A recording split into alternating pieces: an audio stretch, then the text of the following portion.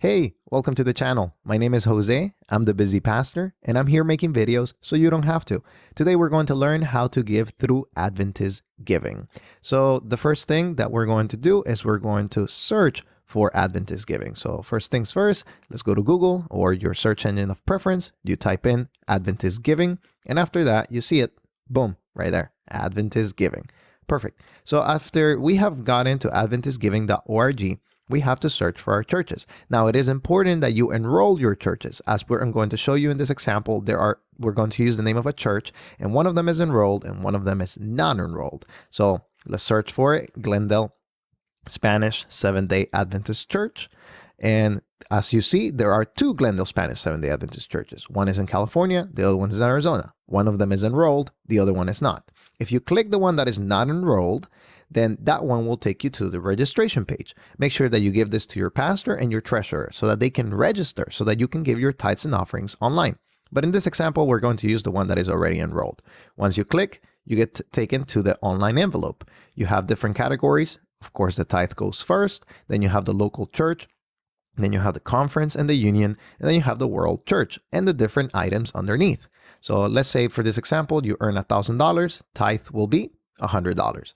And then you have the local church. Now, something that is very important for the local church is that this is the actual money that your church keeps to operate on the day-to-day. The tithe all goes to the conference, but the local church, these categories right here on the local church, they're the ones that are used for evangelism, Christian education, local budget, pay the bills, things of that nature. And of course, there are other categories that can be added. As you see here in Spanish, there it says conquistadores, which is pathfinders, adventurers, flowers, pastor de jóvenes, which means youth pastor. But let's say that you work in the women's ministry, Ministerio de la Mujer, 25. And then you want to give 25 for local budget. Remember, this is what your church actually keeps. The conference in the union, again, goes to the conference in the union. And you have La Sierra University, you have the Impact, Young Adult Ministries, whatever you want to give. And then, of course, the World Church.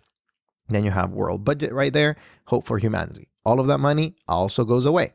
So here you have more offering categories for the conference or the union.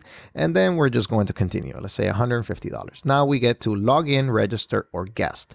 And of course, it is important that we register so that we keep records for our taxes, especially right now at the time of this recording, the tax season is coming. So make sure that you keep and that you register. This is our recommendation. But right now we're going to just do it as a guest.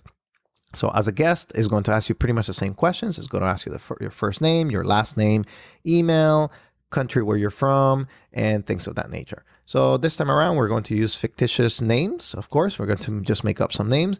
Jaime Jesus, that is a last name, a Spanish last name. And email, we're just going to leave it blank. It says optional.